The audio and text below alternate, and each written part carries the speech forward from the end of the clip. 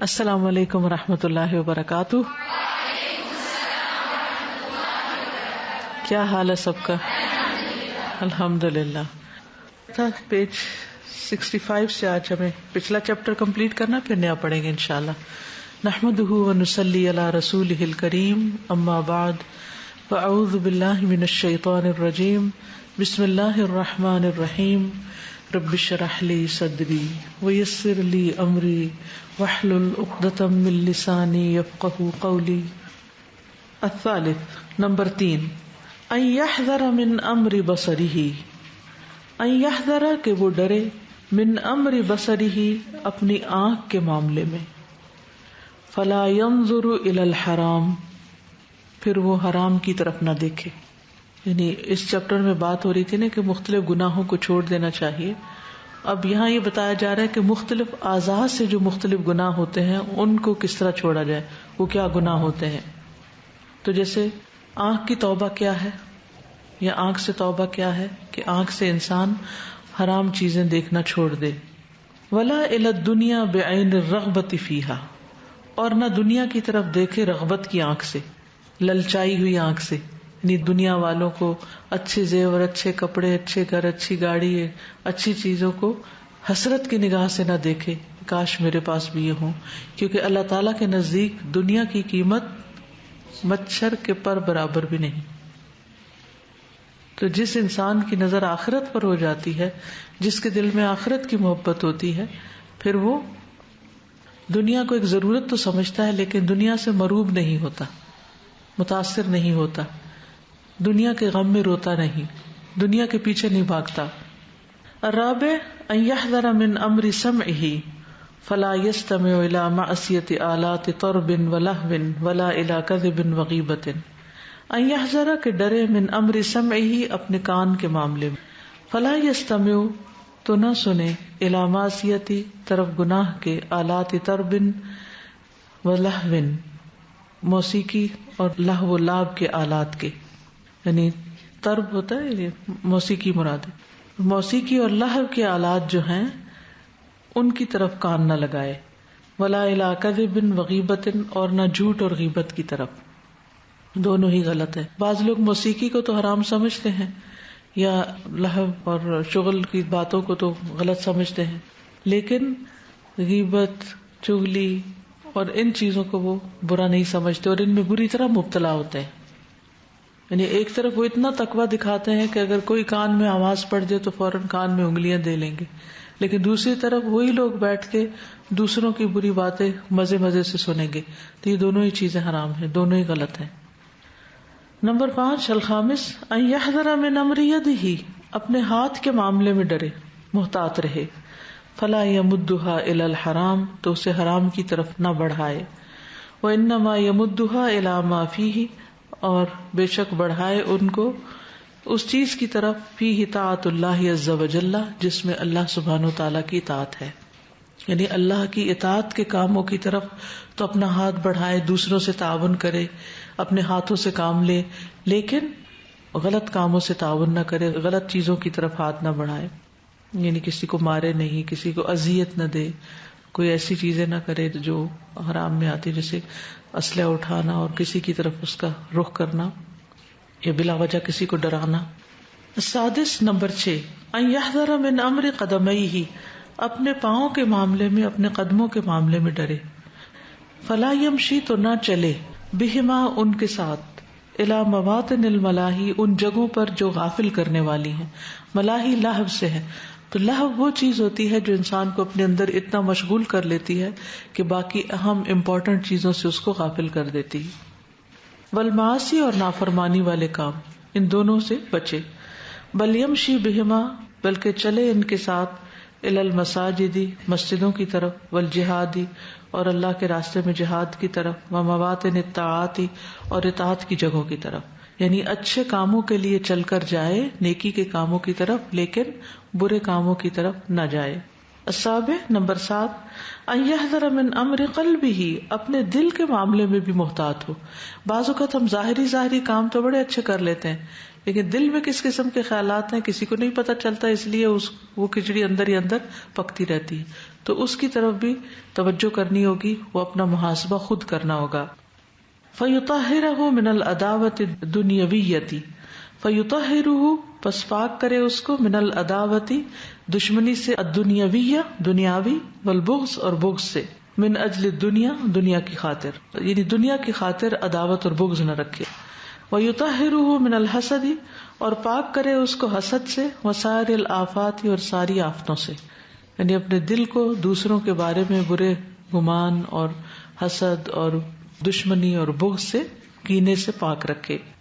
وَيَجْعَلُ فِيهِ الشَّفَقَةَ، اور ڈالے اس میں شفقت، والنصیحت اور خیر خواہی، والحب اور محبت، فی اللہ اللہ کی خاطر، والبغض فی اللہ اور بغض اللہ کی خاطر، یعنی اپنے دل کو صاف رکھے بری چیزوں سے اور سجائے اچھی چیزوں سے. نمبر 8 الثامن ان يحذر من امر طاعته، اپنی اطاعت کے معاملے میں بھی ڈرے، اپنی اطاعت کے معاملے میں بھی محتاط رہے. فَيَجْعَلُهَا خَالِصَةً لِوَجْهِ اللَّهِ عَزَّ وَجَلَّ، تو کر دے اس کو خالص اللہ کے چہرے کی خاطر، یعنی جو بھی نیکی کا کام کرے صرف اللہ کی خاطر کرے، کسی کو خوش کرنے کے لیے یا کسی کی توجہ حاصل کرنے کے لیے یا کسی کی نظروں میں اچھا بننے کے لیے نہیں، بلکہ صرف اور صرف اپنے رب کو خوش کرنے کے لیے، کیونکہ سب سے زیادہ حق اس کا ہم پر ہے، اور اس نے ہمیں پیدا ہی اپنی عبادت کے لیے کیا ہے، اور عبادت صرف وہ قبول ہے جو اللہ کی رضا کے لیے کی جائے. وَيَجْتَنِبُ الرِّيَاءَ وَالسُّمْعَةَ، اور اجتناب کرے بچے ریاکاری سے اور شہرت سے، شہرت اور دکھاوے سے بچے. ٹھیک ہے، کچھ کہنا چاہیں گے ورنہ آگے چلیں گے؟ اتنا سمجھ میں آ گیا کہ ان کا سوال یہ ہے کہ بغض کس طرح دور کریں اپنے دل کے اندر سے، کس طرح کسی کی غلطیوں کو معاف کریں.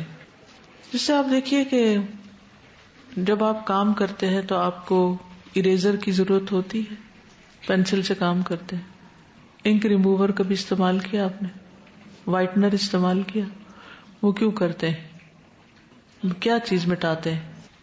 جو انوانٹیڈ چیزیں ہوتی ہیں، جو آپ کی تحریر کو، آپ کے کام کو خوبصورت نہیں رہنے دیتی یا غلط ہو جاتی ہیں، تو ان کو مٹانا چاہیے نا. بالکل اسی طرح انسانوں کے ساتھ تعلقات میں کچھ ہم سے غلطیاں ضرور ہو جاتی ہیں، نہ چاہتے ہوئے بھی. بعض اوقات ہم ٹھیک کر رہے ہوتے ہیں اور دوسرا اس کو غلط سمجھ رہا ہوتا ہے. اب جب وہ غلط سمجھتا ہے تو وہ اس کا ری ایکشن کیا ہوتا ہے؟ وہ بھی غلط ہو جاتا ہے، جس کے نتیجے میں ہمیں چوٹ لگتی ہے، ہم ہرٹ ہوتے ہیں.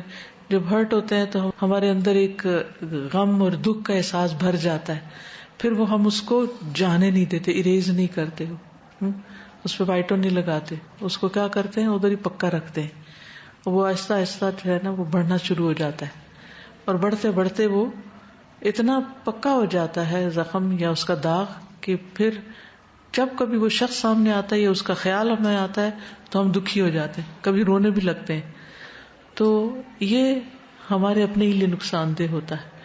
ایسی چیزیں ابتدا میں ہی ان کو ختم کرنے کی کوشش کرنی چاہیے، یعنی بجائے اس کے کہ وہ پکی ہو، رنگ پکا ہو جائے، گاڑھا ہو جائے ان کا، اور پھر اس کے بعد آپ انہیں دھونے کی کوشش کریں تو بہت مشکل ہو جائے گا. چھوٹی چھوٹی چیزیں جو ہیں روزمرہ زندگی میں جو پیش آتی ہیں، اپنے بچوں کی طرف سے، شوہر کی طرف سے، بہن بھائیوں کی طرف سے، دوستوں کی طرف سے، کولیگز کی طرف سے، جس کے ساتھ بھی ہمارا معاملہ واسطہ ہو، اس سے جو بھی حرکت ایسی ہو جائے جو ہمیں پسند نہ آئے تو اس کو وہیں صاف کر دے، ڈیلی ریموو کرے، پھر انشاءاللہ ٹھیک ہو جائے گا. اب کچھ چیزیں پکی ہو گئی، پرانی ہو چکی ہیں، تو اس کا بھی حل یہ ہے کہ ہم ان لوگوں کے احسانات کو یاد کریں.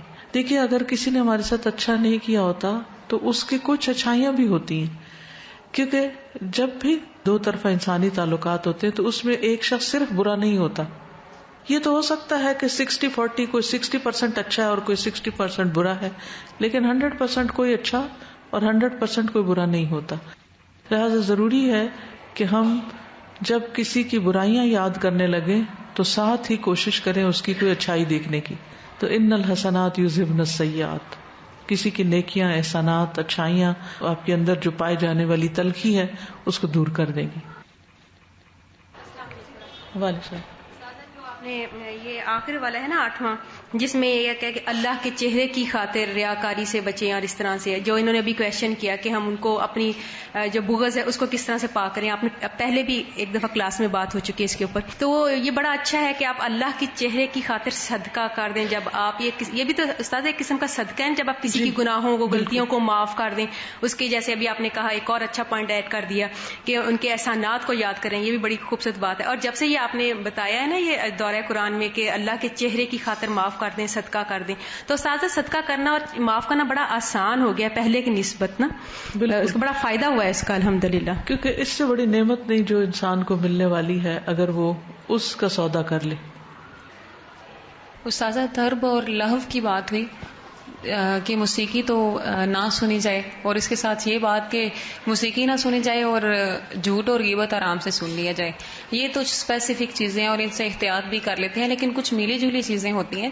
جیسے موسیقی تو نہ سنی جائے لیکن کچھ اسلامک سانگز سو کالڈ کہ اس میں نام بھی اور جو اس کی لائنیں ہیں وہ بھی ایسی بولی جاتی ہیں کہ ہو سکتا ہے اسلام کے ارکان کی ہی بات ہو رہی ہو، لیکن اندر ایک آدھ کوئی موسیقی کی چیز لٹرلی اندر ڈال دی جائے، وہ ہم سننا شروع کر دیں یہ سوچ کے کہ یہ موسیقی تو نہیں، یہ تو اچھی چیز ہے، اچھی شاعریاں سن رہے ہیں. اب ہمیں نہیں پتہ چلتا لیکن ہم ایک ٹیسٹ ڈیولپ کر رہے ہوتے ہیں، وہ ایک کے بعد ایک، ایک کے بعد ایک. اور جھوٹ ایز سچ نہ سنیں، لیکن کچھ کہانیاں جو جھوٹ پہ مبنی ہوتی ہیں بے شک ان سے ہم کہہ لیں کہ اچھا لیسن ہے، یا اس میں کوئی وہ اسلام کی طرف آ گیا تھا پڑھ کے اس کی ساری سٹوری بتائی گئی ہے، تو وہ ایک ٹیسٹ ڈیولپ کر رہے ہو. جس نے دیکھے کہ بعض اوقات کہانیاں ہوتی سچے خیال پر مبنی ہیں لیکن فرضی نام ہوتے ہیں، اور اس میں وہ بتا بھی دیتے ہیں کہ یہ فرضی کردار ہیں، لیکن وہ فرضی کردار کا مطلب جھوٹے کردار نہیں ہوتا. جھوٹ اور فرضی کہانی میں فرق ہے. اس میں فرق یہ ہوتا ہے کہ جو تھیم ہوتی ہے یا جو کہانی ہوتی ہے وہ ہوتی ہے کہیں، لیکن وہ اصل جو کہانی کے کردار ہوتے ہیں وہ سامنے نہیں آتے، ان کی جگہ دوسروں کو لایا جاتا ہے. اس میں اور ایک جھوٹی حدیث بیان کرنے میں فرق ہے. نبی صلی اللہ علیہ وسلم کی ذمہ لگا کے کوئی ایسی بات نہیں کرنی چاہیے، لیکن روزمرہ زندگی میں جیسے چھوٹی چھوٹی کہانیاں ہوتی ہیں جو کہ معاشرے میں پائی بھی جاتی ہیں، یعنی وہ جھوٹ پر مبنی نہیں ہوتی، وہ ہوتی حقیقت پر ہی مبنی ہے، لیکن ان کو اس طرح بیان کیا جاتا ہے کہ وہ ایک خوبصورت الفاظ میں یا ادبی انداز میں، تو اس میں کوئی حرج نہیں ہوتا. ٹھیک ہے. اور نشید کا بھی جہاں تک تعلق ہے تو اگر اس میں کوئی عقیدے کی خرابی ہے یا اس میں کوئی شرک پایا جاتا ہے یا اس میں کوئی ایسا میوزک پایا جاتا ہے جو اس کے اندر آتا ہے تو پھر نہ سنیں. لیکن اب جیسے یہاں پر صبح کے وقت آپ شکرن یا ربی سن رہے ہوتے ہیں تو یہ کیا ہے؟ نشید ہے نا. تو اسی طرح جب کانوکیشن وغیرہ ہوتی ہے یا کوئی پروگرام ہوتے ہیں تو اس میں آپ لوگ نشید سن رہے ہوتے ہیں. اچھا وہ امام احمد والا نشید جو میں چاہ رہی تھی روز بھول جاتی ہوں، اذا ما قال لی ربی، وہ توبہ سے ہی متعلق ہے. تو اس سے کیا ہوتا ہے کہ کچھ نظمیں یعنی کچھ باتیں شعر کے انداز میں ایسی کہی جاتی ہیں کہ جو نثر سے زیادہ افیکٹو ہوتی ہیں، تو ان میں کوئی حرج نہیں ہوتا ایز لانگ ایز اس کا افیکٹ جو ہے وہ مثبت جا رہا ہے. یہ نہیں کہ آپ نظمیں تو بڑی بڑی سنیں اور کریں کچھ نہیں، صرف گفتار کے غازی رہ جائیں اور کردار کے غازی نہ بنے. احتیاط ضرور ہوتی. جی وہ تو پھر میوزک اگر ہے تو وہ تو ویسے ہی درست نہیں، چاہے الفاظ کتنے ہی اچھے کیوں نہ ہو. ٹھیک ہے. جیسے اللہ کے نام بھی بعض لوگ میوزک کے ساتھ پڑھ رہے ہوتے تو وہ ٹھیک نہیں. ٹھیک ہے نا.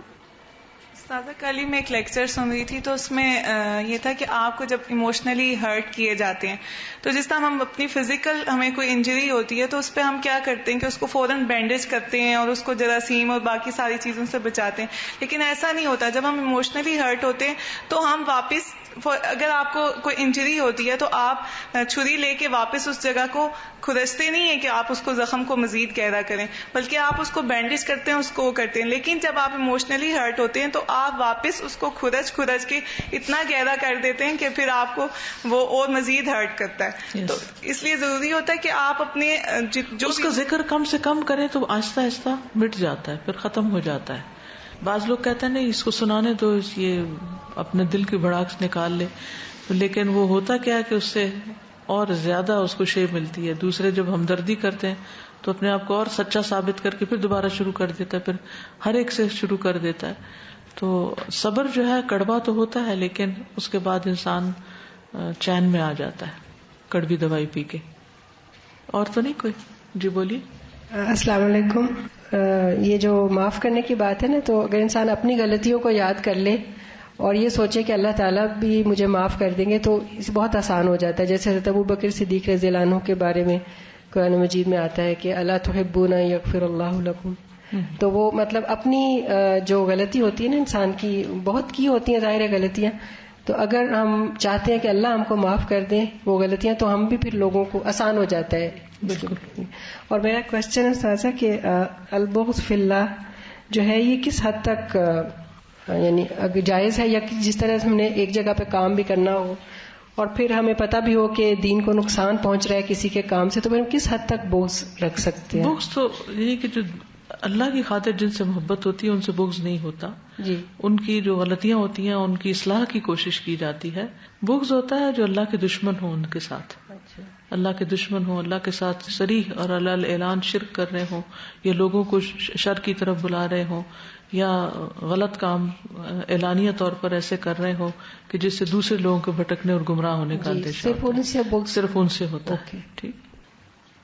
استاذہ پہلے جب کبھی بھی میں حضرت ابوبکر کے بارے میں یا حضرت عمر رضی اللہ عنہ کے بارے میں سنتی تھی کہ ان کے بارے میں ایسی حدیث ہے نا حضرت عمر کے بارے میں کہ اگر ایک شخص کے بارے میں کہا جائے کہ وہ جہنمی ہے تو ان کو لگے گا کہ میں ہی ہوں.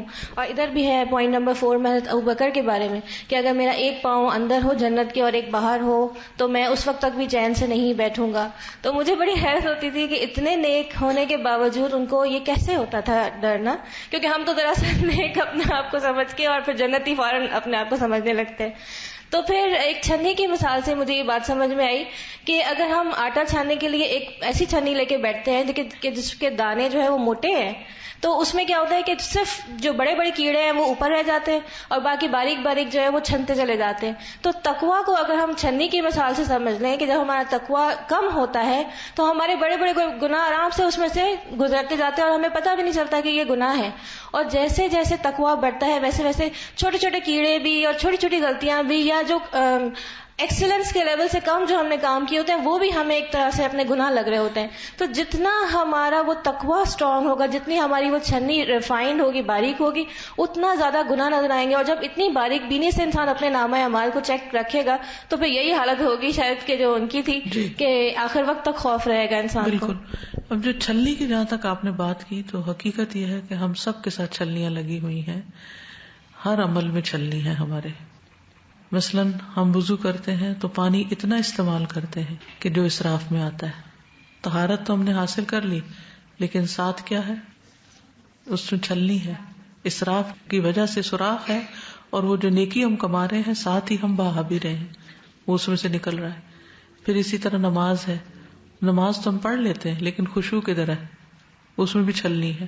پھر اسی طرح جتنے باقی کام ہیں، مثلاً ہم حجاب کر لیتے ہیں، اسکارف کر لیتے ہیں، عبایا پہن لیتے ہیں، سب کچھ پہن لیتے ہیں، بعض اوقات گلوز بھی لوگ پہن لیتے ہیں اور جرابیں بھی پہن لیتے ہیں، لیکن پرفیوم ایسا لگائیں گے کہ جو سارے سڑک پہ پھیل رہا ہوگا تو اس میں بھی چھلنی ہو گئی. یہ کاروبار کر رہے ہیں، ویسے حلال کام کر رہے ہیں لیکن کہیں نہ کہیں اس میں حرام شامل ہے تو ڈیوٹی پوری نہیں کی یا اور ایمانداری سے کام نہیں لیا تو اس میں بھی چھلنی ہوگی. تو اس چیز کا بھی ہمیں خیال رکھنا چاہیے کہ ہم اعمال کریں اور ان کی حفاظت بھی کریں، نہ کہ وہ ضائع ہوتے چلے جائیں. اور اسی طرح تقویٰ ایسا ٹائٹ رکھیں کہ یہ نہ ہو کہ ہر چیز نکلتی چلی جائے، غلط کام بھی ہم کرتے چلے جائیں اور ہمیں احساس ہی نہ ہو کہ ہم کیا کر رہے ہیں. چلیے آگے چلتے ہیں. الاسباب الداعیۃ الی التوبۃ والاستمرار علیہا. اذا اراد اللہ بعبدہ خیرا یسر له الاسباب التي تأخذ بیدہ الى مقام التوبۃ وتعینہ علیہا وتزین له الاستمرار ومتابعة السیر وعدم الانقطاع.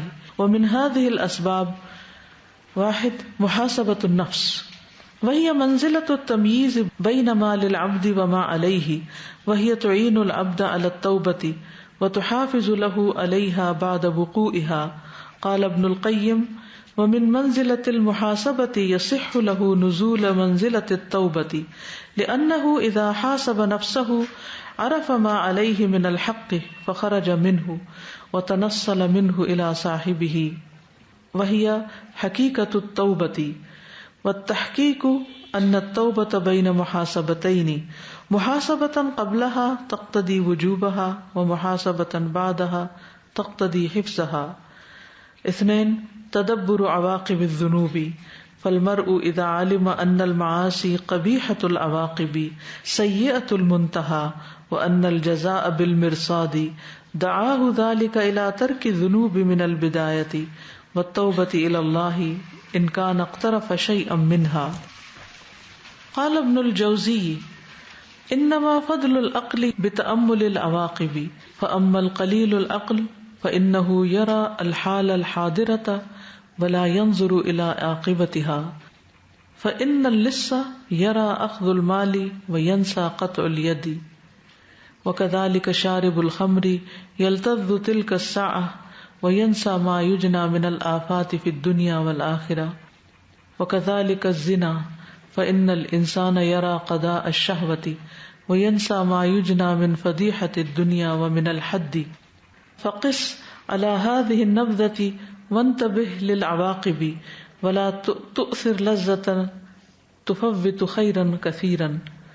3 تدبر القرآن، فالقرآن كتاب الله المبين فيه الهدى والنور والمخرج من كل فتنة، سواء في ذلك فتن الشهوات أو الشبهات، ومن تدبر القرآن حق تدبره أورثه ذلك علما نافعا وتوبة صادقة وبصيرة نافذة وزهدا في الدنيا وإقبالا على الآخرة وبغضا للمعصية وحبا للطاعة وإجلالا للرب جل وعلا. قال تعالى وَنُنَزِّلُ مِنَ الْقُرْآنِ مَا هُوَ شِفَاءٌ وَرَحْمَةٌ لِّلْمُؤْمِنِينَ وَلَا يَزِيدُ الظَّالِمِينَ إِلَّا خَسَارًا. 4 الحرص على صحبة الأخيار وترك صحبة الأشرار، وهذا أيضا مما يعين المرء على التوبة واستمرارها، فإن الطبع يسرق من خصال المخالطين. قال تعالى الأخلاء يومئذ بعضهم لبعض عدو إلا المتقين. وقال النبي صلى الله عليه وسلم المرء على دين خليله فلينظر أحدكم من يخالل. 5 ومن أسباب استمرار التوبة مفارقة موضع المعصية، وذلك إذا كان وجوده فيه سببا في وقوعه في المعصية مرة أخرى. قال تعالى ألم تكن أرض الله واسعة فتهاجروا فيها. 6 ومن أسباب استمرار التوبة ذكر الله تعالى ودعاؤه واستغفاره، فإن الذكر حياة القلوب والدعاء صلاح المؤمن والاستغفار من دلائل التوبة والإنابة، وكل ذلك يوقظ القلب وينبهه ويطرد عنه واردات القسوة والغفلة والتعلق بالدنيا. 7 ومن أسباب استمرار التوبة قصر الأمل وذكر الموت، وكذلك تذكر منازل الآخرة من زيارة القبور وتشييع الجنائز، وكلها أمور تعمل على يقظة القلب وعدم غفلته. 8 ومن أسباب استمرار التوبة تحري الحلال في المأكل والمشرب والملبس والمركب وفي كل شيء. 9 ومن الأسباب كذلك التخلص من المحرمات الظاهرة بإتلافها مثل المسكرات، مسكرات یا مسکرات دونوں ہو سکتے ہیں، وآلات اللہو والصور والأفلام المحرمة والقصص الماجنة والتماثيل والدش وغیر ذلك. وہ اسباب جو توبہ کی طرف دعوت دیتے ہیں اور توبہ پر قائم رکھتے ہیں. جب اللہ تعالیٰ کسی بندے کے ساتھ بھلائی کا ارادہ رکھتا ہے تو اس کے لیے وہ اسباب آسان کر دیتا ہے جو اس کا ہاتھ تھام کر توبہ کے مقام تک لے جاتے ہیں. جب اللہ کسی کے ساتھ بھلائی کا ارادہ کرتا ہے تو اللہ تعالیٰ اس کو توبہ تک لے جاتے ہیں، اس کے لیے توبہ آسان کر دیتے ہیں. وہ اسباب اس پر اس کی مدد کرتے ہیں، اس کے لیے اس بات کو مزین کرتے ہیں کہ اس پر قائم رہے اور مسلسل چلتا رہے اور کٹ کر نہ رہ جائے. اور ان اسباب میں سے کچھ یہ ہیں. نمبر 1 اپنے نفس کا محاسبہ کرنا. نفس کا محاسبہ کیا کہتے ہیں اس کو؟ Self analysis.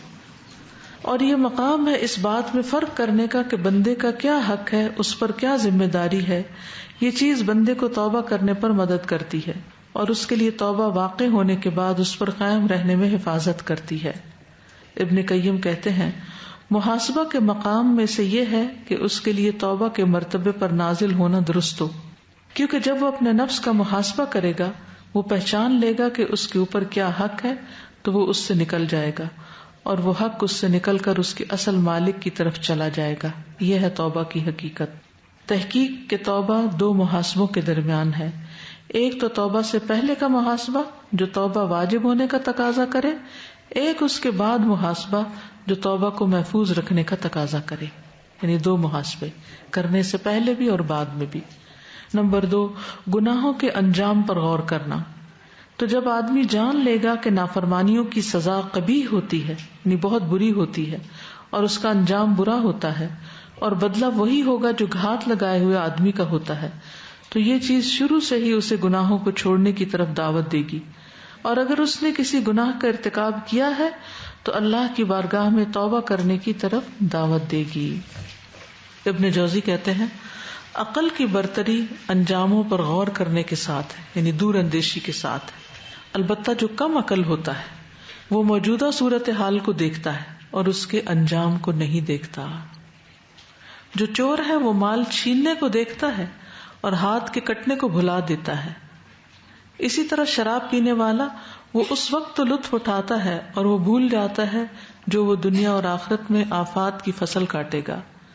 اسی طرح بدکاری کا حال ہے، انسان اپنی شہوت کو پورا کرنے کی طرف دیکھتا ہے اور اس کو بھلا دیتا ہے جو وہ دنیا میں بے عزتی اور حد کے قائم ہونے کی فصل کاٹے گا. اس تھوڑے سے بیان پر باقی کو بھی قیاس کر لو اور انجام کے لیے متنبہ ہو جاؤ، اور ایسی لذت کو ترجیح نہ دو جو بہت سی بھلائی سے محروم کر دے. نمبر 3، قرآن میں غور کرنا. قرآن اللہ کی روشن کتاب ہے، اس میں ہدایت اور نور ہے اور ہر فتنے سے نجات کا بیان ہے. برابر ہے کہ اس میں خواہشات کے فتنے ہوں یا شکوک و شبہات کے فتنے ہوں، اور جو قرآن میں ایسا تدبر کرتا ہے جیسا کہ اس کا حق ہے تو یہ بات اس کو مزید نفع مند علم، سچی توبہ اور نافذ ہونے والی بصیرت، دنیا میں بے رغبتی، آخرت کی طرف توجہ دلانے، نافرمانی سے نفرت اور اطاعت سے محبت اور اللہ کی تعظیم عطا کرتی ہے. اللہ تعالیٰ نے فرمایا اور ہم قرآن میں سے وہ نازل کرتے ہیں جو ایمان والوں کے لیے شفا اور رحمت ہے اور ظالموں کو خسارے کے سوا کسی چیز میں زیادہ نہیں کرتا. نمبر 4، نیک لوگوں کی صحبت کی حرص اور برے لوگوں کی صحبت کو چھوڑ دینا. اور یہ چیز بھی انسان کو توبہ کرنے اور اس پر قائم رہنے میں مدد دیتی ہے. بے شک طبیعت مل جل کر رہنے والوں کی خصلتوں اور عادتوں کو کچھ نہ کچھ چوری کر لیتی ہے. اللہ تعالیٰ کا فرمان ہے سب دلی دوست اس دن ایک دوسرے کے دشمن ہوں گے سوائے متقین کے. اور نبی صلی اللہ علیہ وسلم نے فرمایا آدمی اپنے دوست کے دین پر ہوتا ہے، بس اسے غور کرنا چاہیے کہ وہ کس سے دوستی کر رہا ہے. نمبر 5، اور توبہ کے قائم رہنے کے اسباب میں سے ایک یہ ہے کہ نافرمانی کی جگہ کو چھوڑ دینا. یہ اس وقت ہے جب اس جگہ میں انسان کا ہونا دوبارہ اس نافرمانی میں گرفتار ہونے کا سبب بنے. اللہ تعالیٰ نے فرمایا کیا اللہ کی زمین وسیع نہ تھی کہ تم اس میں ہجرت کر جاتے. نمبر 6، اور توبہ کے قائم و دائم رہنے کے اسباب میں سے ایک یہ ہے اللہ تعالیٰ کا ذکر کرنا، اس سے دعا کرنا، اس سے استغفار چاہنا، کیونکہ ذکر دلوں کی زندگی اور دعا مومن کا ہتھیار ہے، اور استغفار توبہ اور عاجزی کے دلائل میں سے ہے. یہ سب چیزیں دل کو بیدار کرتی ہیں، اس کو متنبہ کرتی ہیں، اس سے دل کی سختی، غفلت کے حملوں اور دنیا کے ساتھ وابستگی کو دور کرتی ہیں. نمبر 7، توبہ کے قائم رہنے کے اسباب میں سے ایک یہ ہے آرزوؤں کا کم کرنا اور موت کو یاد کرنا. اسی طرح آخرت کی منزلوں کو یاد کرنا، قبروں کی زیارت کرنا، جنازوں کے پیچھے جانا. یہ سب ایسے کام ہیں جو دل کو بیدار کرنے کا کام کرتے ہیں اور اس کو غافل نہیں ہونے دیتے. نمبر 8، اور توبہ کے قائم رہنے کے اسباب میں سے ایک یہ ہے کھانے پینے میں، لباس میں، سواری میں اور ہر چیز میں حلال کو کوشش سے حاصل کرنا. نمبر 9، اور اس کے اسباب میں سے یہ ہے کہ ظاہری حرام چیزوں کو تلف کر کے ان سے گلو خلاصی کرانا، جیسے نشہ آور چیزیں، موسیقی کے آلات، تصاویر، حرام فلمیں، گھٹیا واقعات، کہانیاں، ڈرامے، ڈش اور دیگر چیزیں. اب ترجمہ دیکھیے. الاسباب، اسباب، الداعیہ، دعوت دینے والے، الی التوبہ، توبہ کی طرف، والاستمرار علیہا، اور اس پر قائم رہنا، استمرار یعنی باقی رہنا، یعنی وہ اسباب جو توبہ کی طرف دعوت دیتے ہیں اور بندے کو توبہ پر قائم رہنے میں بھی مدد دیتے ہیں. اذا اراد اللہ بعبدہ خیرا، جب ارادہ فرماتا ہے اللہ تعالیٰ کسی بندے کے ساتھ بھلائی کا، یسر لہ الاسباب، آسان کر دیتا ہے اس کے لیے ایسے اسباب، التی تأخذ بیدہ، وہ جو اس کا ہاتھ تھام لیتے ہیں، الی مقام التوبۃ، توبہ کے مقام کی طرف، یعنی توبہ کی طرف اس کو لے جاتے ہیں، یعنی ایسی جگہ پہنچا دیتے ہیں، ایسے لوگوں سے ملا دیتے ہیں، ایسے کام کروا لیتے ہیں کہ جس سے انسان کو اپنی گناہوں کی غلطیوں کا احساس ہو جاتا ہے اور پھر انسان توبہ کرنے لگتا ہے. یہ اللہ تعالیٰ کا بندے کے ساتھ خاص احسان ہوتا ہے. ورنہ انسان اگر ایک ایسے ماحول میں جہاں ہر ایک غلط کر رہا ہے تو پھر اس کا نقصان کیا ہوتا ہے؟ انسان اپنی غلطی کو دیکھ ہی نہیں پاتا، کیونکہ اندھیرے میں تو کچھ نظر نہیں آتا، تو وہ پھر روشنی میں آ جاتا ہے، ایسی جگہ پہنچ جاتا ہے جہاں اس کو اپنی چھوٹی چھوٹی غلطیاں بھی نظر آنے لگتی ہیں. مثلاً آپ خود اکیلے گھر میں کیسے بھی نماز پڑھتے ہو، لیکن اگر آپ کہیں کسی مسجد میں یا حرم میں یا کہیں بھی دوسروں کو نماز پڑھتے ہوئے دیکھتے ہیں، ان کو رکوع سجدہ اچھا کرتے ہوئے، ان کو خشوع و خضوع سے پڑھتے ہوئے، تو آپ کو اپنی نماز کیسے لگتی؟ اس کی غلطیاں نظر آنے لگتی. اسی طرح کوئی بھی کام جب کسی کو اچھا کرتے ہوئے دیکھتے ہیں تو اپنی خرابی نظر آتی ہے، اور جب سب آپ جیسے یا آپ سے کم درجے کے ہوتے ہیں تو آپ اپنے آپ کو اندھوں میں کانا راجا سمجھ رہے ہوتے ہیں، پھر آپ سمجھتے ہیں آپ ہی ٹھیک ہے. اور یہ اپنی غلطی دیکھنے کے لیے بھی روشنی چاہیے ہوتی ہے، اور ایسے لوگوں کی مجلس چاہیے ہوتی ہے جو آپ کو دکھا سکے. ضروری نہیں وہ بول کے آپ کو بتائیں آپ یہاں بھی غلط ہے، آپ یہاں بھی غلط ہے، ان کا عمل آپ کو بتا دے گا کہ آپ غلطی کہاں کر رہے ہیں. مثلا اگر آپ بہت لاؤڈلی بولتے ہیں گھر میں، یا سارا گھر ہی اونچا بولتا ہے، تو کوئی مائنڈ نہیں کرتا کیونکہ ہر ایک چیخ چلا کے بول رہا ہے، یہ بھی چیخ رہا ہے وہ بھی چیخ رہا ہے. لیکن اگر آپ کبھی ایسے لوگوں کے گھر جاتے ہیں جو سب آہستہ بولتے ہیں، کیا آپ وہاں چیخ کے بول سکتے ہیں؟ اور اگر آپ بولیں گے تو آپ کو آکورڈ نہیں لگے گا کہ آپ کیا کر رہے ہیں؟ تو قدرتی طور پر انسان جب اچھے ماحول میں جاتا ہے تو اس کو اپنی غلطیاں نظر آنے لگتی ہیں. یہ الگ بات ہے وہ ان کو مانے یا نہ مانے، کیونکہ بعض لوگ تو دوسروں کو غلط ثابت کرنے میں زندگی گنوا دیتے ہیں. تو بجائے اس کے کہ ہم یہ فیصلہ کریں اور یہ ثابت کریں کون غلط ہے اور کون نہیں، یہ دیکھیں کہ ہم کہاں غلط ہیں اور کہاں صحیح ہے.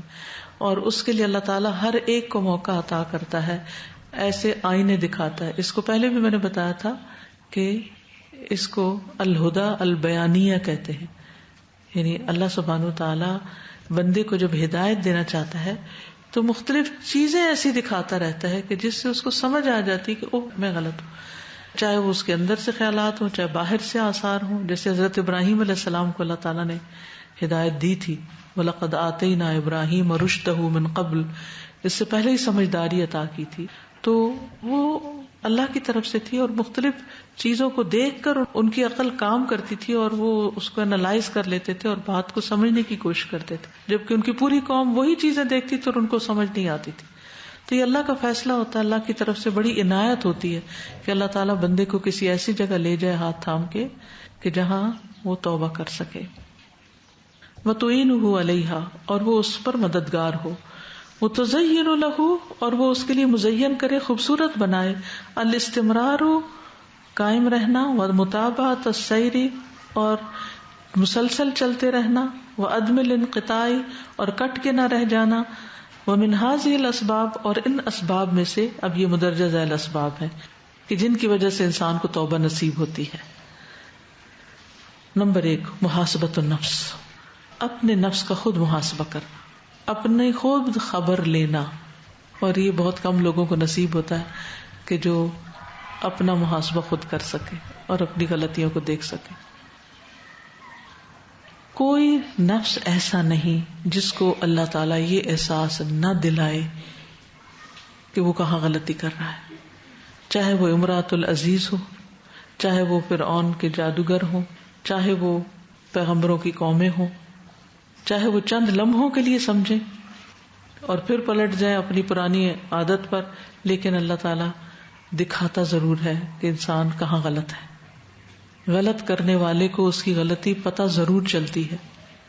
وہ مانے یا نہ مانے. مان جائے تو اللہ تعالیٰ توبہ کا دروازہ کھول دیتے ہیں اس کے لیے, اور اگر نہ مانے تو پھر کیا ہوتا ہے, پہلے سے بھی زیادہ پکا ہو جاتا ہے پھر اس گناہ پر. وَهِيَ مَنزِلَةُ التَّمْيِيزِ بَيْنَ مَا لِلْعَبْدِ وَمَا عَلَيْهِ, اور یہ مقام ہے فرق کرنے کا درمیان اس کے جو بندے کے لیے اور جو اس کے اوپر ذمہ داری ہے, یعنی بندے کے حقوق اور فرائض. وَهِيَ تُعِينُ الْعَبْدَ, اور وہ مدد کرتی ہے بندے کی علی التوبۃ توبہ پر, وَتُحَافِظُ لَهُ, اور اس کی حفاظت کرتی ہے علیہا اس پر, بعد وقوعها اس کے واقع ہونے کے بعد. قال ابن القیم کہتے ہیں وَمِن مَنزِلَةِ الْمُحَاسَبَةِ, اور محاسبے کی جو منزل ہے, یصح لَهُ, درست ہوتی ہے اس کے لیے, نزول منزلۃ التوبہ, توبہ کی منزلت یا توبہ کے مقام کا نزول. یعنی محاسبہ کے مقام میں سے یہ ہے کہ اس کے لیے توبہ کے مرتبے پر نازل ہونا درست ہو, یعنی صحیح چیز سمجھ میں آئے اس کو, یعنی جو چیز وہ انالائز کر رہا ہے وہ صحیح دیکھے. لِأَنَّهُ إِذَا حَاسَبَ نَفْسَهُ, کیونکہ جب وہ اپنے نفس کا محاسبہ کرتا ہے یا کرے گا, عرفا, پہچان لے گا, ما علیہ من الحق, کہ اس پر کیا حق ہے, فخرج منہ, تو وہ اس سے نکل جائے گا, یعنی وہ اپنی ذمہ داریوں کو محسوس کرے گا, اپنے فرائض کو جاننے کی کوشش کرے گا. وتنصل منہ الی صاحبہ, اور اس کو اس کے حقدار تک پہنچا دے گا, یعنی وہ پہنچ جائے گا اس سے اس کے حقدار تک, صاحب ہی یعنی صاحب حق. وہی حقیقت التوبۃ, اور یہی توبہ کی حقیقت ہے. یعنی گناہ کو کیسے انالائز کیا جائے کہ انسان یہ دیکھے میرا حق کیا ہے اور میری ذمہ داری کیا ہے. جب انسان اپنی ذمہ داریاں دیکھنے لگتا ہے اور دوسرے کے حقوق دیکھنے لگتا ہے تو پھر انسان کو اپنی ڈیوٹی نظر آنے لگتی ہے, اور پھر اس طرح وہ دوسرے کا حق اس کو بخوشی پہنچا دیتا ہے. اب توبہ کیا ہے, گناہ سے توبہ, انسان یہ دیکھے کہ مجھ پر اللہ تعالیٰ کا حق کیا ہے, اور جب وہ دیکھ لیتا ہے کہ مثلا 5 وقت کی نماز ہے, یہ فرض ہے بندے پر, تو یہ جب وہ دیکھ لیتا ہے کہ تو کرنا ہی کرنا ہے, تو پھر وہ کیا کرتا ہے, اس کو دینے کی کوشش کرتا ہے, یعنی نمازوں کو ادا کرنے کی کوشش کرے گا. ٹھیک ہے. والتحقیق, حقیقت یہ ہے کہ ان التوبۃ بین محاسبتین, بے شک توبہ 2 محاسبوں کے درمیان ہے. محاسبتاً قبلہا, ایک محاسبہ توبہ سے پہلے ہوتا ہے, تقتضی وجوبہا, جو اس کے وجوب کا تقاضا کرتا ہے, یعنی جس کی وجہ سے انسان پھر توبہ کرنا چاہتا ہے. یعنی ایک محاسبہ وہ ہے, اپنا جائزہ جب انسان لیتا ہے تو اس کو اپنی غلطیاں نظر آتی ہیں جن کی بنا پر وہ توبہ کرنا چاہتا ہے. ومحاسبتاً بعدہا تقتضی حفظہا, اور ایک محاسبہ اس کے بعد جو اس کی حفاظت کا تقاضا کرتا ہے, یعنی توبہ کر لی, اب انسان کہتا ہے کہ میں نے توبہ کر لی ہے, میں نے اس گناہ سے پرہیز کرنا ہے, تو وہ جب تک کانشیس نہیں ہوگا, اپنا حساب کتاب نہیں کرتا رہے گا, وہ توبہ پر قائم نہیں رہ سکے گا. جیسے اس دن کو کہہ رہا تھا نا کہ کوئی شخص شراب کا عادی تھا, وہ ریہیب سینٹر میں 6-7ویں دفعہ پہنچا ہوا تھا. یہ چاہے اللہ کے لیے توبہ نہ بھی ہو, اپنے دنیاوی فائدے کے لیے انسان شراب چھوڑنا چاہ رہا ہے, تو یہ بھی قسم کی ایک برائی سے نکلنے کی کوشش ہے نا, چاہے وجہ کوئی بھی ہو. توبہ تو صرف ہوتی ہے جو اللہ کے لیے چھوڑی جائے. اگر کوئی شخص دنیا کے نقصان سے ڈر کے شراب چھوڑتا ہے تو وہ توبہ نہیں ہوتی جب تک وہ اللہ کے آگے شرمندہ نہیں ہوتا کہ اس نے غلط کام کیا. تو بہرحال وہ وہاں پہنچا ہوا ہے. وہ کیا وجہ ہوتی کہ ایک دفعہ وہ کریکشن سینٹر اس کو کریکٹ کر کے بھیجتا ہے, پھر وہ واپس آتا ہے, پھر وہ سلپ ہو جاتا ہے, کیونکہ اس نے توبہ سے پہلے, توبہ اس دنیا کے سینس میں توبہ سے پہلے تو اس نے محاسبہ کیا, اس کو احساس دلایا گیا کہ یہ شراب تمہارے لیور کو خراب کر دے گی, تمہاری عقل کو مار دے گی, تمہاری موت واقع ہو جائے گی وغیرہ وغیرہ. تو اس کو ڈر لگ گیا, تو اس نے کیا کیا, ایکسپٹ کر لیا کہ مجھے ایسی ہیلپ چاہیے اب کہ میں اس سے نکل سکوں. ٹھیک, وہ چلا گیا وہاں, اس کو ہیلپ ملی, اس کو دوائیاں ملی, اس کو ساری سپورٹ ملی, اور اب کیا ہوا کہ اس نے توبہ کر لی. اب جب توبہ کر لی تو اس کے بعد بھی محاسبے کا ایک عمل ہوتا ہے, اپنے آپ کو واچ کرنا ہوتا ہے. اچھا, شراب کی مثال تو کسی دوسرے کی ہے, ڈائٹنگ سے مثال لے لیں. جب آپ کو ڈاکٹرز یہ کہتے ہیں کہ اگر آپ اوور ویٹ ہوں گے تو آپ کو یہ بیماری بھی ہو جائے گی، یہ بھی ہوگی، یہ بھی، تو آپ ڈر جاتے ہیں، تو آپ کہتے ہیں ٹھیک ہے میں ڈائٹنگ کرتی ہوں، آپ ڈائٹنگ شروع کر دیتے ہیں. اس کے بعد کیا ہوتا ہے؟ آپ ویٹ لوز کر لیتے ہیں، بڑے خوش ہو جاتے ہیں. لیکن اگر اس کے بعد محاسبہ نہیں رکھتے اپنا، پھر کیا ہوتا ہے؟ واپس وہیں پہنچتے ہیں جہاں سے آپ نے شروع کیا ہوتا ہے، اور کوئی چیز آپ کو وہاں پہنچنے تک روک نہیں سکتی، کیونکہ آپ نے صرف پری توبہ محاسبہ کیا، پوسٹ توبہ محاسبہ نہیں کیا. وہ بہت ضروری. تو اصل توبہ یہی ہے، اور اللہ کا فضل اس پہ ہوتا ہے کہ جو اللہ تعالیٰ اس کو غلطی پہلے بھی دکھاتا ہے اور بعد میں پکا بھی رہنے کی توفیق دیتا ہے. سچی توبہ، پکی توبہ، جس کو پکی توبہ کہتے ہیں. نمبر 2، تدبر عواقب الذنوب، غور کرنا گناہوں کے نتائج پر. عواقب ہوتا ہے بعد میں آنے والی چیز. فالمرء، تو انسان، اذا علم، جب جان لیتا ہے، ان المعاصی، کہ گناہ، قبیحۃ العواقب، برے نتائج رکھتے ہیں، سیئۃ المنتہا، برا انجام ہوتا ہے، وان الجزاء، اور بے شک جزا، بالمرصاد، گھات پر ہے، یعنی جو بدلہ ہے وہ طاق میں ہے. دعاہ ذالک، تو یہ چیز اس کو بلاتی ہے، الی ترک الذنوب، گناہوں کو چھوڑنے کی طرف، من البدایتی، ابتدا سے ہی، شروع سے ہی اسے گناہوں کو چھوڑنے کی طرف دعوت دیتی. والتوبۃ الی اللہ، اور اللہ کی طرف توبہ کی. ان کان اقترف شیئا منہا، اگر اس نے ان میں سے کسی چیز کا ارتکاب کیا ہو. یعنی اگر انسان جان لے کہ گناہوں کا انجام بہت برا ہے، اس کی سزا اور اس کا بدلہ جو ہے وہ گھات میں ہے، کسی بھی وقت پڑ سکتا ہے، تو دنیا میں بھی مصیبت آ سکتی اور آخرت میں بھی تو آئے گی آئے گی اگر توبہ نہ کی. تو یہ چیز اس کو اس چیز پر آمادہ کرتی ہے کہ وہ پھر کیا کرے؟ توبہ کر لے اگر اس نے کوئی گناہ کیا. قال ابن الجوزی، ابن الجوزی کہتے ہیں، انما فضل العقل بتأمل العواقب. بہت ہی خوبصورت جملہ ہے یہ. عقل کی فضیلت نتائج پر غور کرنے کے ساتھ ہے، عقل کی برتری انجاموں پر غور کرنے کے ساتھ. یعنی وہ بندہ زیادہ سمارٹ ہے، زیادہ عقل مند ہے جو کسی بھی چیز کے انجام کو دیکھے کہ اینڈ میں کیا ہونے والا ہے، جو کچھ میں کر رہا ہوں ان میری حرکتوں کا نتیجہ کیا نکلنے والا ہے. تو وہ پھر گناہ کی لذت کو بلا دیتے، پھر انسان ہاتھ روک لیتا ہے. فَأَمَّا الْقَلِيلُ الْعَقْلُ، اور جو کم عقل انسان ہے، فَإِنَّهُ يَرَى الْحَالَ الْحَاضِرَةَ، وہ صرف موجودہ حالت کو دیکھتا ہے، وَلَا يَنظُرُ إِلَىٰ عَاقِبَتِهَا، اور وہ اس کے انجام کو نہیں دیکھتا. سمجھ گئے؟ عقل مند کون ہے؟ جو اینڈ کو سامنے رکھ کے کام شروع کرے. اور بے وقوف کون ہے؟ کم عقل کون ہے؟ جو موجودہ حالت کو تو دیکھے، موجودہ مزے کو تو دیکھے لیکن انجام کو بھول جائے. فَإِنَّ اللِّصَّ، پس چور، یرا اخذ المال، دیکھتا ہے مال حاصل کرنے کو، کہ میں نے یہ چوری کی، اتنا ڈاکہ ڈالا تو یہ کچھ مجھے حاصل ہو جائے گا. وَيَنْسَى، اور بھول جاتا ہے، قطع الید، ہاتھ کے کٹنے کو، تبھی چوری کرتا ہے. اگر اس کو یاد ہو کہ ہاتھ کٹ جائے گا تو پھر چوری نہ کرے. وَكَذَلِكَ شَارِبُ الْخَمْرِ، اسی طرح شراب کا پینے والا، یلتذ، لذت پاتا ہے، تلک الساعۃ، اس گھڑی، وَيَنْسَى، اور بھول جاتا ہے، مَا يُجْنَى مِنَ الْآفَاتِ فِي الدُّنْيَا وَالْآخِرَةِ، جو وہ چنے گا آفتوں میں سے دنیا اور آخرت کی، یعنی جو اس کا انجام ہونے والا ہے دنیا اور آخرت میں، اس کو بھول جاتا ہے. وَكَذَلِكَ الزِّنَا، یہی حال زنا کا ہے. فَإِنَّ الْإِنسَانَ، تو بے شک انسان، یرا، دیکھتا ہے، قضاء الشہوۃ، خواہش کا پورا ہونا، وَيَنْسَى، اور بھول جاتا ہے، مَا يُجْنَى، جو چنے گا یا چنا جائے گا، من فضیحت الدنیا، دنیا کی رسوائی میں سے، ومن الحد، اور حد میں سے. فقس علی ہذہ النبذۃ، تو قیاس کر لو اسی بیان پر، یعنی انہی باتوں سے، انہی مثالوں سے سمجھ جاؤ. وانتبہ للعواقب، اور انجام پر متنبہ ہو جاؤ، انجام کے لیے خبردار ہو جاؤ. ولا تؤثر لذتا، اور نہ ترجیح دو ایسی لذت کو، تفوت خیرا کثیرا، جو بہت سی خیر سے محروم کر دیتی ہے، بہت سی خیر کو فوت کر دیتی ہے. تو دوسرا پوائنٹ کیا ہے؟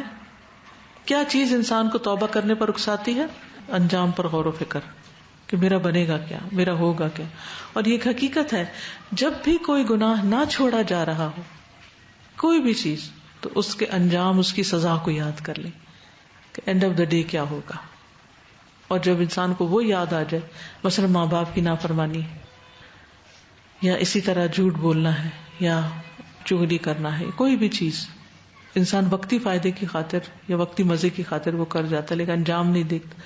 اگر کسی کی بھی کوئی بھی بری عادت ہے اور اس کو پتا ہے، کیونکہ کئی لوگ یہ کہتے ہیں ہم اپنی بری عادتوں سے بہت تنگ ہیں لیکن سمجھ نہیں آتی کیسے چھڑائیں، تو یہاں وہی ٹپس دی جا رہی ہے کہ کیسے چھڑائیں. اور ان میں سے کیا ہے؟ محاسبت النفس، اور اپنے اس گناہ کے انجام کو، نتیجے کو دیکھنا. شیطان انسان کے انجام کو مزین کر دیتا ہے، کچھ نہیں ہوتا، اللہ بڑا غفور رحیم ہے، کیا ہوا، سب لوگ ایسے ہی کر رہے ہیں، فلاں کے ساتھ کیا ہوا، اس کو تو کچھ بھی نہیں ہوا، اس نے ایسے ایسے بڑے کرائم کیے ہوئے. لیکن اس کا جب تک انجام آئے گا پتہ نہیں ہم زندہ ہوں گے کہ نہیں. کئی لوگ ایسے ہوتے ہیں کہ جو مجرم ہوتے ہیں اور ان کو ڈیل ملی بھی ہوتی اور وہ غلط سے غلط کام کیے چلے جا رہے ہوتے، تو بعض اوقات لوگ ان کو دیکھ کے سوچتے ہیں کہ یہ بھی تو اتنے غلط کام کر رہے ہیں اور ان کو تو کوئی نقصان نہیں ہوا، تو ہمیں بھی کچھ نہیں ہوتا، ہم بھی کرتے ہیں، ہم بھی ان جیسے بن جاتے ہیں، وہ کتنی موج کر رہے ہیں. لیکن ہو سکتا ہے کہ ان کے برے کاموں کا انجام بعد میں آئے جب آپ زندہ ہی نہ ہوں، اور آپ بھی ان کے نقش قدم پر چل کے مصیبت کا شکار ہو جائے. کیونکہ اللہ سبحانہ وتعالیٰ بعض اوقات مجرموں کو ڈھیل دیتا ہے. اللہ کی ڈھیل سے بے خوف نہیں ہونا چاہیے، اللہ کی پکڑ سے بے خوف نہیں ہونا چاہیے.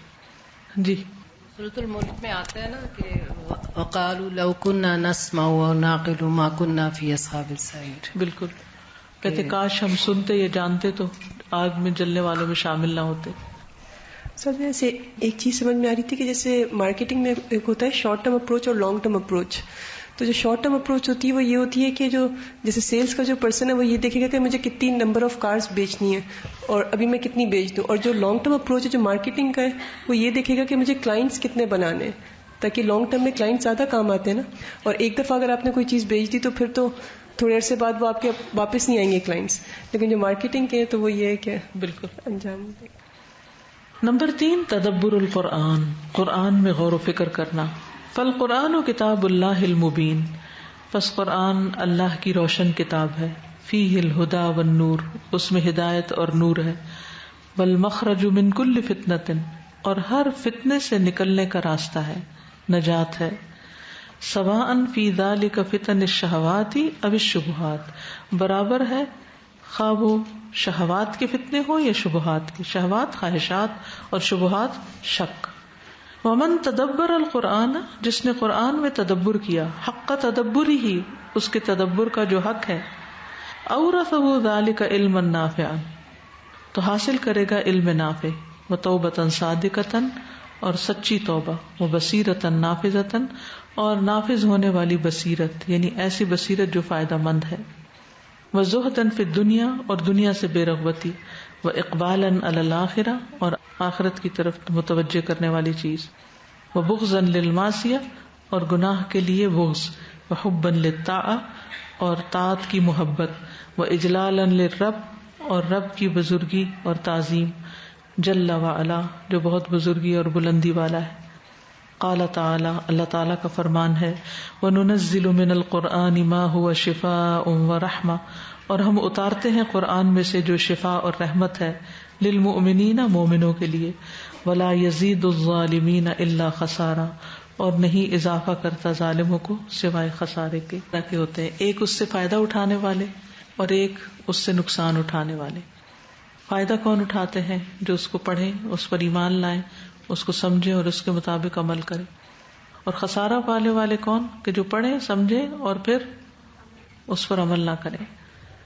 تو ایسے لوگ ظالم ہیں، اپنی جان پر بھی ظلم کرتے ہیں اور دوسروں کے لیے بھی بری مثال بن کے ظلم کرتے ہیں. نمبر 4، الحرص علی صحبت الاخیار وترک صحبت الاشرار، اس بات کی حرص رکھنا کہ نیک لوگوں کی صحبت نصیب ہو اور چھوڑ دینا برے لوگوں کی صحبت کو. وہذا ایضا مما یعین المرء علی التوبۃ واستمرارها، اور یہ چیز بھی بندے کو توبہ اور اس کے اوپر قائم رہنے پر مددگار ہوتی ہے. فإن الطبع يسرق من خصال المخالطین، کیونکہ طبیعت چوری کر لیتی ہے عادتیں ان لوگوں کی جن سے وہ مل جل کے رہتا ہے، مخالطین جن کے ساتھ ملا جلا رہتا ہے. یعنی آپ جن لوگوں میں اٹھتے بیٹھتے ہیں ان کا طرز کلام، ان کا طرز سوچ، ان کی چال ڈھال، ان کی عادتیں، ان کی پسند ناپسند کہ بہرحال کچھ نہ کچھ اس میں سے لے لیتے ہیں. وہ آپ کے اوپر اثر انداز ہو جاتا ہے. اب بعض اوقات وہی کھانے لگتے ہیں جو وہ کھا رہے ہوتے ہیں، وہی پہننے لگتے ہیں جو وہ پہن رہے ہوتے ہیں. میجورٹی کو آپ دیکھیں تو وہ کس کو فالو کر رہی ہوتی ہے؟ لوگوں کو فالو کر رہی ہوتی. وہ اپنی عقل سے نہیں دیکھتے کہ صحیح کیا ہے اور غلط کیا ہے، وہ یہ دیکھتے ہیں کہ لوگ کیا کر رہے ہیں. قال تعالی، اللہ تعالیٰ کا فرمان ہے، الاخلاء دلی دوست، یومئذ اس دن، بعضهم لبعض عدو، ان میں سے بعض کے دشمن ہوں گے، الا المتقین سوائے متقی لوگوں کے، تقوی والوں کے. باقی دوستوں کے دشمن بن جائیں گے قیامت. وقال النبی صلی اللہ علیہ وسلم، نبی صلی اللہ علیہ وسلم نے فرمایا، المرء علی دین خلیلہ، انسان اپنے دوست کے دین پر ہوتا ہے. فلینظر، پس چاہیے کہ دیکھے، احدکم، تم میں سے ایک، من یخالل، کہ کس سے وہ دوستی کر رہا ہے. یعنی انسان اپنے دوست کے دین پر ہوگا، لہذا دوست کے دین کو دیکھ لے کہ وہ اگر ٹھیک ہے تو دوستی کرے، ورنہ نہ کرے، کیونکہ وہ اس کے اپنے دین کے بھی جانے کا احتمال ہوگا. آج کے لیے اتنا ہی کافی. کچھ کہنا چاہیں تو کہہ سکتے ہیں، انشاءاللہ باقی کل کریں گے. سارا میں یہ سوچ رہی تھی کہ نفس کے محاسبے کے ساتھ ساتھ گناہ کا اقرار کتنا ضروری ہے. ہم بعض گناہوں کو گناہ نہیں سمجھتے ہیں، گناہ کو گناہ سمجھنا زیادہ ضروری ہے. بالکل. استاذہ، میرے ابو نے ایک بات مجھے بچپن میں سمجھائی تھی، آج تک مجھے بہت کام آتی ہے. جو عقلمندی والی بات ہے نا کہ انجام کو ذہن میں رکھنا. تو انہوں نے ایک دفعہ کہا تھا کہ اگر بلی کے سامنے تم ایک بوٹی پھینکو گی اور ایک روٹی پھینکو گی تو وہ پہلے بوٹی کی طرف لپکے گی اور بعد میں اگر ہوگا تو روٹی کھائے گی ورنہ نہیں کھائے گی. جبکہ ایک انسان اگر اس کے سامنے ایک کڑوی اور ایک میٹھی چیز ہوگی تو انسان پہلے کڑوا نگل لیتا ہے اور بعد میں میٹھا کھاتا ہے کہ اس کا ذائقہ جو ہے وہ دیر تک میں اپنے منہ میں محسوس کروں. تو واقعی میں یہ ہے کہ یہ تو انسان کی فطرت میں ہے کہ ہم اگر اسی طرح سے اپنی زندگی کو لیں کہ ابھی اگر یہ زندگی کڑوی یا جیسے بھی گزر رہی ہے، اگر ہمیں لگتا ہے کہ بھئی ہمیں بہت چیزوں سے بچنا پڑ رہا ہے یا اس طرح کی کوئی چیز، تو انشاءاللہ جو ذائقہ ہوگا وہ ہمیشہ رہنے والا ہے اور وہ میٹھا ہوگا. بالکل انشاءاللہ. سادہ ابو بکر اس طرح عنہ کا مجھے خیال آ رہا تھا کہ آپ صلی اللہ علیہ وسلم نے ان کو دعا دی تھی نا کہ آپ تشہد میں مانگا کرے کہ اللہم انی ظلمت نفسی ظلما کثیرا ولا یغفر الذنوب الا انت. تو میں پہلے تو مجھے ہمیشہ خیال آتا تھا کہ حضرت ابو بکر کا شروع میں جب یہ سنا تھا کہ شاید وہ کافی ان کا ہوگا یعنی گناہ وغیرہ اس طرح سے، پھر خیر ہوا کہ اوبیسلی ان کی جو حسنات ہیں اتنی زیادہ ہے، وہ تو یعنی اب ہی سمجھ میں آ رہا ہے کہ اصل چیز تھی اخلاص، کہ جو دعا ہے، استغفار جو کرنا ہے، یہ اللہ کے سامنے اخلاص آپ کا لے آتا ہے نا کہ آپ یعنی اخلاص آ جاتا ہے انسان کے اندر. دوسری چیز مجھے ہو رہی تھی کہ ہم بھی دعا مانگتے ہیں لیکن وہ اثر نہیں ہوتا کہ اس طرح کا اخلاص ہے، اس لیول کا ہے جو ابو بکر کا تھا. تو آج اس کا نہیں جواب مل رہا ہے کہ اس کی پھر جو آپ نے بات کی پوسٹ توبہ کی، کہ اس کی حفاظت کرنی جو ہے توبہ کی، کہ آپ نے توبہ تو کر لی، تشہد میں پڑھ بھی لیا، لیکن اس کی پھر حفاظت کرنی اور سوچنا خاص طور پہ. اور دوسری چیز تھی وہ یہ کہ عبادت میں عجز و انکساری جو ہے وہ استغفار سے ہی آ سکتی ہے اور اس کے لیے توبہ جو مسٹ ہے. السلام علیکم. مجھے یہ کہنا تھا کہ یہ والی چیز بہت امپورٹنٹ ہے کہ وہ جیسے کہہ رہے ہیں کہ انسان اپنے دوست کے دین سے پہچانا جاتا ہے، کہ مطلب آپ دیکھیں کہ ہمیں اپنا فرینڈ سرکل جو ہے نا اس کو ضرور نوٹس کرنا چاہیے، کیونکہ اکثر یہ بہت عام سی کہاوت ہے، کہتے ہیں کہ خربوزے کو دیکھ کے خربوزہ رنگ پکڑتا ہے. تو مطلب اکثر اس طرح ہوتا ہے کہ ہمیں اگر کوئی اچھا کام کوئی اور کر رہا ہو نا اور وہ ہمارے فرینڈ سرکل میں ہو، ہمارے کلوز ہو، تو ہم وہ چیزیں زیادہ جلدی اڈاپٹ کر لیتے ہیں. تو اس وجہ سے ہمیں اپنی جو فرینڈ شپس ہیں نا ان میں لازمی غور و فکر کرنا چاہیے. بالکل. اوکے، جزاکم اللہ خیرا. سبحانک اللہم وبحمدک، اشہد ان لا الہ الا انت، استغفرک واتوب الیک. السلام علیکم ورحمۃ اللہ وبرکاتہ.